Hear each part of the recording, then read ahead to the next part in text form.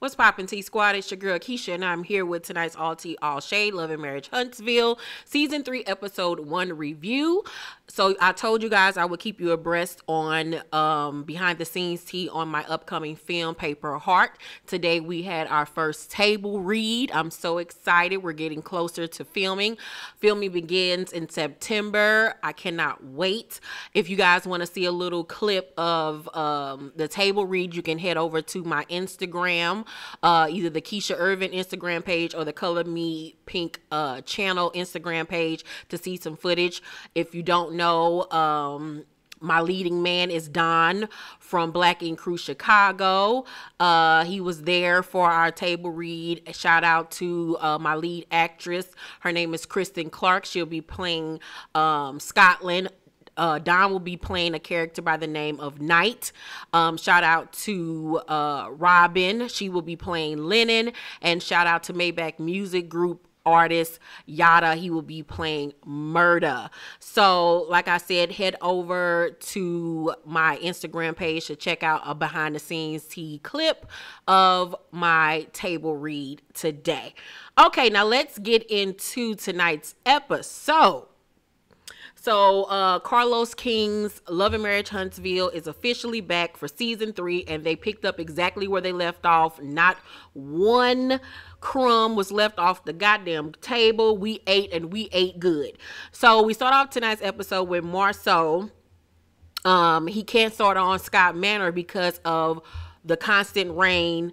Where the land is that he bought is just filled with trees. It kind of gives you like Seattle a little bit. It just looks like a rainy environment. I don't know if I want to live out there. It looks like it's going to be a bunch of mosquitoes and shit. So Tisha also keeps adding stuff to the plans, which keeps on pushing things back. And he keeps on trying to make his uncle understand that we can't keep on having all these delays or we'll never get these properties up. Maurice plans to move there despite Kimmy not wanting to be so close to all of his family. So I'm like, how you gonna make this shit happen if your wife ain't on board, sir? So then they discuss Tisha and Kimmy not getting along. Marceau says that Martell and Tisha are very similar. And what did I tell y'all last season? That Martell and Tisha are the same motherfucker. They are two bitches in a skirt. They are two females. So Maurice tells him that Martell apologized to Melody on Steve Harvey's Strawberry Letter, and Marceau act like he didn't know what was going on, but everybody knew about that. Marceau believes that Martell was apologetic and actually sorry in the moment, but long term, not so much. I think that Martell is apologetic. I think that he is sorry for what he did. He knows that he pretty much ruined his life. But I think that there is just a chip missing from his brain that will allow him to be humble enough, smart enough, respectful enough, coherent enough to change his ways. He's just a fuck nigga. He's a fuck nigga. He's a bitch. Sorry. I call him bitch tail. Let's start back calling him bitch tail. Like, he's a bitch. Like, he is a girl. He's a girl with muscles and a bald head. He's me. Just a little darker and with less hair and bigger muscles. He's me. He's a girl.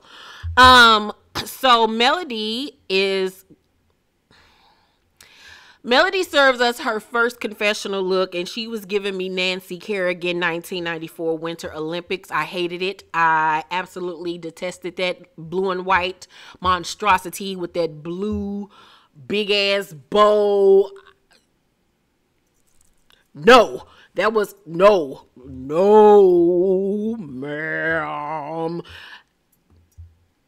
If Nancy Kerrigan would have worn that to the Olympics that year, I wouldn't have gave a fuck about Tanya Harding hitting her in the leg with a with a goddamn pipe or whatever the fuck it was, because she deserved it if she would have worn some shit like that. That was ugly as hell, Melody. Don't let these people have you out here looking like a goddamn fool.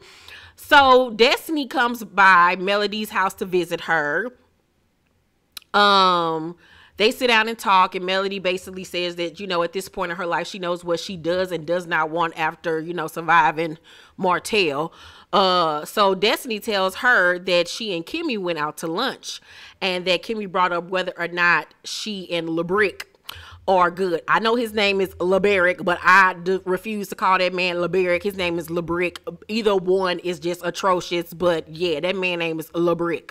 I mean, she was like, she basically didn't really want to tell her business because don't nobody know her business. But then she goes on to say that she and LeBrick are officially divorced. So that answers our question on why LeBrick wasn't on last season, because them niggas was separated and got a fucking divorce. So Mel is shocked, even though she knew they were having issues, because she didn't know that their divorce had, you know, went through. Destiny tells her it's been a month since the shit has been filed and signed on the dotted line.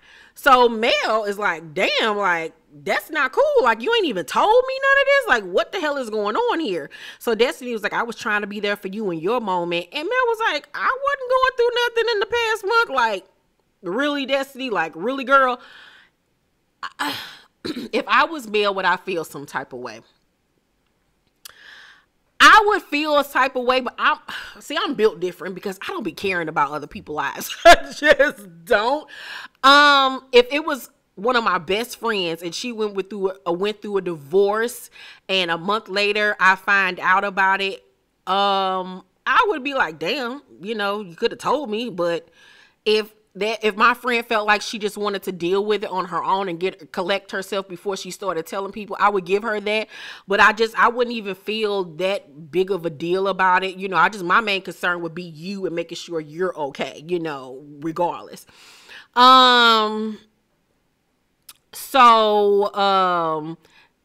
Destiny says, you know, that she just needed to be alone and to deal with it. Mel in her confessional says, I guess she didn't want to feel like a burden, but girl, like, come the fuck on, like, you should have told me. And I guess, you know, Mel has her right to feel the way she feels. I would kind of be looking like a little bit, but not that much.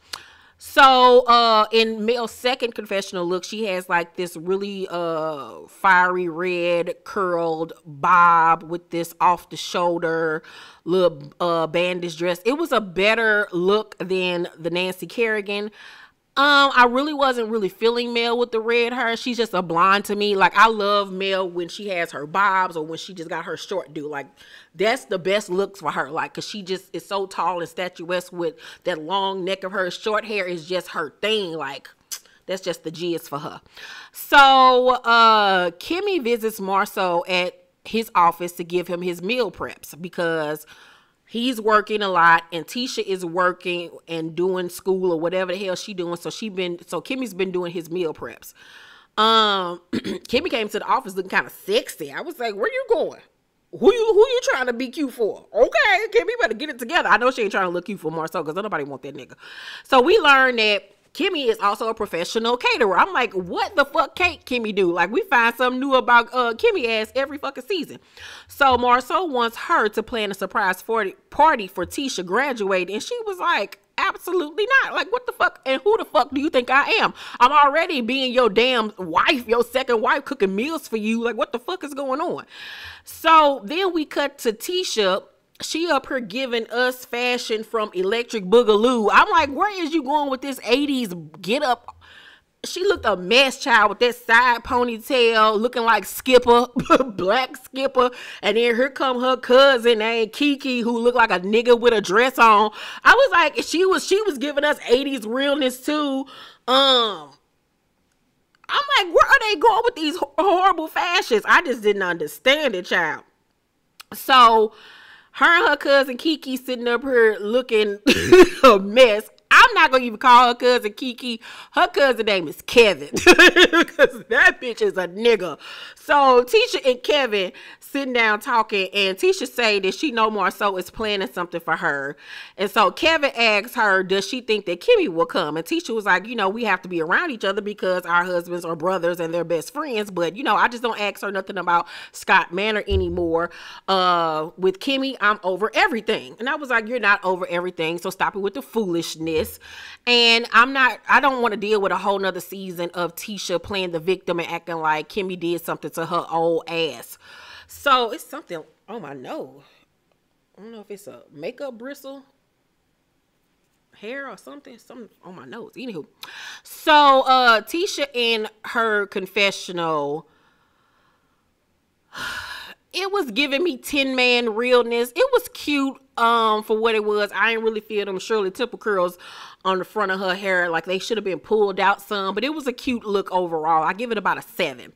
So in her confessional, Tisha says, you know, I'm graduating with my 2nd master's degree. Kudos to her. That is MAGE. She's like, I'm moving forward, not backwards, but you're really not. So Marceau back at his office says to Kimmy, maybe you extended an olive branch. And Kimmy was like, hold up, wait a minute, sir. Hold up. I don't feel like I have an olive branch to extend. It's aggravating because y'all want to make Kimmy the bad person.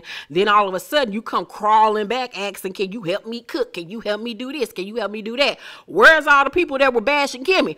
And I'm like, yes, sir. Yes, ma'am. You better let them know, Kimmy. Y'all got me fucked up. Y'all want to talk about me, but then when you need something, you want to come ask me to do something. And why the fuck would I do something for your wife? And I know she don't even fuck with me like that. And she been talking shit about me. Absolutely not. Both of y'all got life fucked up. So Kimmy in her confession was like, I wanted to say Kimmy in her confession, she looked really gorgeous. Loved her look, loved her little slick back wig, the big earrings. It wasn't doing too much. It was a really nice look. I like the little green one shoulder peephole dress. It was really cute. So Kimmy in her confessional say, it's frustrating that he would ask me to help at all, given the way Tisha has expressed she feels about me. And I 100% agree. Don't ask me to do nothing. So Kimmy was like, I think you should call Wanda. And I was like, exactly. Ask her mammy to do it for us. Shit. We already know she ain't never tell the child she loved her growing up. That's the least she could do is barbecue for her ass. So Marceau was like, she ain't gonna be in town that weekend. I planned it that way, so I gotta deal with her. So Kimmy was like, you know, I'm willing to help, but I'm not gonna do it all. You a better woman than me, Kimmy, because ain't no way in here I would have did nothing. Shit, you better be happy if I even arrive and show up. Think I'm about to cook for her. Girl, bye, because she wouldn't do it for you. Because Tisha is ignorant. She would not do it for you.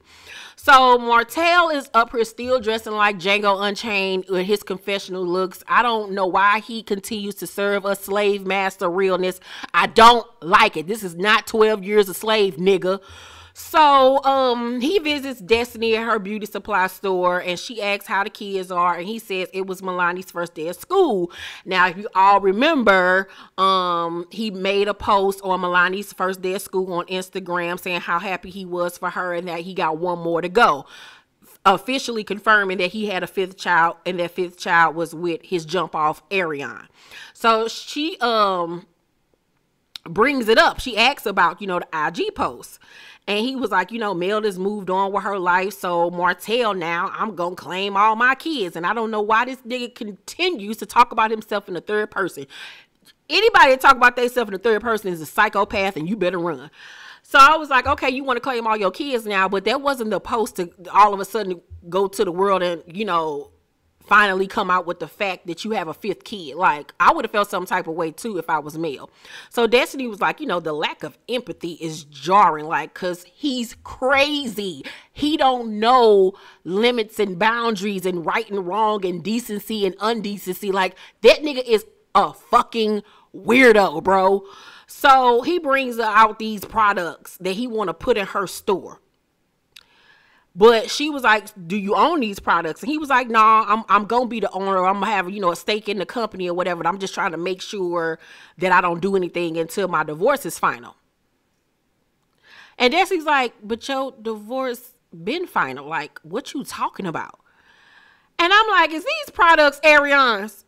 Is he, because you know he is a whole female baby. Like, he would most definitely try to pull some shit like that. I'm like, is this shit is Ariane's? Is this some shit you and Ariane cooked up? Y'all gonna start selling beard oil and scalp oil and edge control together because y'all both some bums? Like, girl, get out of here.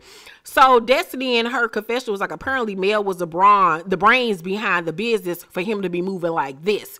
I mean, we all knew that. We all knew that Mel was the fucking brains behind everything. Because, I mean, look at her life where she's at right now, and look at Martell's. Vastly different, you know, like, girl, bye. So he then asks her about LeBrick. And Destiny was like, you know, that's in God's hands now. I can only do so much work by myself. And Martell says everything is in God's hand. It comes to us to put the work in. Destiny's like, did you put the work in for yours? And he was like, I did for a long time. You know, we was together for 12 years. That's a lot of work. Destiny said, yeah, it's a lot of work to balance 2 relationships. And I was like, you better ride for your girl and you better get him together, sis. So Martell gonna say, that's why your ass getting a damn divorce now, because of your mouth. You and Mel too much alike. I would have been like, okay, girl. Okay, bitch. If that's how you feel, girl. Is it that time of the month, girl? So Destiny was like, yeah, because we too much woman for y'all. You can't handle a mouth. Like, you can't handle that. Like, boy, bye. If you can't handle my mouth, then you most definitely can't handle me. So I would have just been like, if you in that tight ass, pink ass shirt, don't get the fuck out of my office with these stolen ass goods before I call the fucking police on your ass. Girl, I'm so sick of this nigga wearing tight clothes. You need to go buy you some new clothes, niggas. But, oh, I forgot you can't even afford no new clothes. So they go back and forth for a little minute or whatever. But Destiny gathered that nigga. So then we go to Mel at her office with a sleeping Milani in her arm while she's on a Zoom call meeting, handling her business the right way, instead of trying to hawk goods to fucking beauty supplies and barbershops like these fucking niggas on the street that come in the beauty supply. Hey yo, I got some Prada perfume for you. You wanna get it 2 for $25? That's who Martell is now. He that nigga that come into the beauty supply trying to sell you fake ass cosmetics and fake ass perfumes and purses and shit. This is what this nigga has been reduced to, brokey. So like I said, Mel is in her office handling her business, and then Chris stops by and he tells her he likes what she did with the place because I guess she got the office building that her and Martell used to share in the divorce. So he asked her to be a part of the 47 acres and build a few homes on it. And Mel was like, you know, have you talked to Martell about this? And he was like, no. She was like, well, make sure he wouldn't be offended and, you know, maybe we could work something out. And the fact that she even cared enough to say, check with him first before we move forward, shows a lot about her maturity level, and that she still has somewhat of respect for him, because I wouldn't have gave a fuck if he felt some type of way, if he cared. If it's gonna put food in me and my kids' mouths, I wouldn't give a fuck about how that nigga feel. Because if you don't know, Mel had let us all know in some interviews that she had did at the end of last season that Martell didn't get the kids anything for Christmas. He didn't even, you know, spend time with them or anything. He hasn't been giving her money for the kids. So, like I said, her and Kimmy are better bitches than me, baby. So, it's the day of Tisha's graduation party. Mel and the kids come to show their support because, you know, she's trying to rebuild somewhat of a relationship with Tisha. Once again, better woman than me, because Tisha is a lost motherfucking cause. So Tisha's brother, who looks exactly like Miss Wanda, asks Kimmy, are she and Tisha good? And I'm like, sir, you and them crooked ass teeth of yours, get the fuck off of my goddamn TV with this bitch assness. Stay out of girls' business. Like, he obviously need a check. He obviously look like he got like 9 kids and 15 baby mamas. Get off my goddamn screen trying to be in girls' business. Girl, ooh. So Kimmy's like, you know, we've had some, you know, space issues. I don't think we're in a bad place. I just think we had a difference of opinions, which is correct. So then here come Tisha's cousin, Kevin, looking like he could have been Wesley Snipes and Tu Wong Fu, talking about some he felt that Kimmy could have had Tisha's back at the reunion. And I'm like, okay, so now it's apparent that since Tisha ain't got no friends on the show, that she done recruited family this season to come on and have her back. And to bring up old shit. Because why are we talking about a reunion that took place, what, 2 years ago now almost? If all y'all ugly people don't get somewhere and sit down, please, uglies. So, Kimmy was like, the question was, do we ever talk about Mel? She said no, and I said yes. How was I supposed to answer the question? I was asked the question and I told the truth. It ain't my fault that your sneaky ass cousin wanted to sit up here and be two-faced and lie and say she don't talk about Mel, knowing damn well she fucking do, because she like to play the victim, like to act like she's so motherfucking innocent and got her ass blasted. Point blank in the period. We are grown. We ain't got no reason to lie about nothing. If I talk about a bitch, I talk about a bitch. And who gonna beat me up? All right. So, Kevin gonna say, I commend you for being honest, because I would have been honest too. So what the fuck are we talking about then? So Kimmy was like, do you think we talked about Melody Hope? And here comes Kevin. And Kimmy was like, yes or no, Kiki? I was like, you better put some bass in your voice and get these girls together. Kimmy is tired of you motherfuckers, and y'all done pushed her too far this season. I'm so happy we getting this type of energy from Kimmy this season, because y'all been playing in her face since season 1. So Kevin gonna tell him, yeah, I do. Kimmy was like, so what was my answer supposed to be? Kevin gonna say, I would say out of it. Kimmy was like, don't you think that this conversation should be maybe Tisha should have answered yes? Like, how is it my fault that your cousin lied? Make it make sense. She made them look so stupid. She made them look like the hillbilly hicks that they are. So, Tisha then arrives. Mel congratulates Tisha and gives her a hug, which was very big of her. Tisha family confronts Marcel about him, the other side of the track comment that he made, and he's still sticking to the fact that he didn't mean it that way and that he came from more humbler beginnings than she did. Okay, nigga. So Kimmy talks to Tisha. She pulls her to the side and confronts her about feeling some type of way. Tisha was like, I don't have sisters, so I, cling to you guys, and I felt like you weren't there for me. I had these expectations that you didn't have. I told Marceau we don't even talk on the phone like that no more. Kimmy was like, because I know you feel some type of way about me, so like, why would I be calling you? And I know that you done talked about me, and last season you tried to, pit your mama against me. Like, why would I be trying to build anything with you? So Tisha was like, your actions show you don't care. Kim was like, because I don't understand. Like, Tisha and Martell are fucking crazy. Tisha was like, you didn't come to the house and say, let's do this, let's do that. That's what I would expect from you. Stop expecting shit from people, first of all, because your feelings will get hurt every time. Kimmy was like, when I had to talk with Maurice about Kiowa, nobody said anything to me or her.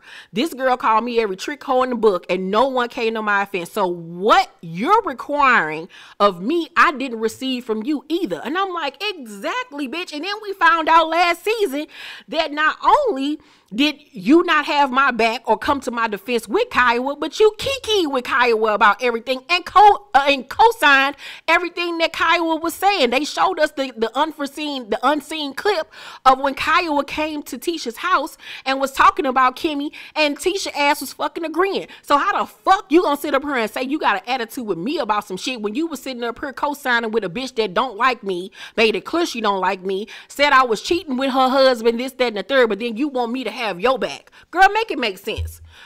Like, talking to this bitch is like talking to a Rosetta Stone. Like, what the fuck is wrong with her? Like, she is so fucking stupid. So, Tisha was, Kimmy was like, part of you expects me to be a little different for you. And Tisha was like, absolutely. Girl, you know how there's certain people that know they're wrong, but instead of just conceding and saying, you know what, I fucked up, I was wrong, I let this go too far, they just gonna continue to dig themselves a hole and just gonna stand firm in their bullshit because they just refuse to be wrong. That is Tisha. So Kimmy and her confession was like, Tisha's spoiled and we're probably at fault. And if y'all are, then y'all better fix this demon. So Kimmy was like, I'm not going to always agree with you. Kimmy in her confessional says, I feel like a broken record and that Tisha has already made up her mind about where this situation is going to go and the role she's played in it. And I mean, that's obvious. Like, Tisha don't think that she's done anything wrong, or she probably do, like I said. And she just stuck on stupid about being adamant that this is my stance on this, and I'm just gonna stick with it because I got to at this point. Girl, I can't stand that goddamn Tisha. I can't stand her cousin Kevin, her ugly ass brother, her mammy, her daddy Horace, her husband Maurice get on my nerves. Destiny looked like she about to get on my nerves this season. She had already made us like her last season. Looked like she about to piss me off too. But I'm gonna save judgment on that until we find out more extras on that whole situation. Martell, bitch tail, can kick rocks. Yeah, everybody can just kiss my ass, god damn it. And Mel, don't wear that ugly ass outfit no more. It was atrocious. Anywho, thank y'all for watching this review. Make sure to thumbs up this video, like and subscribe, hit that notification bell button. The link to my latest novel, It Was All a Dream, is down below in the description box. Make sure you cop one. Love you guys, and I will see you later on tonight for my Raising Kanan season 1 review. Love you guys. Bye.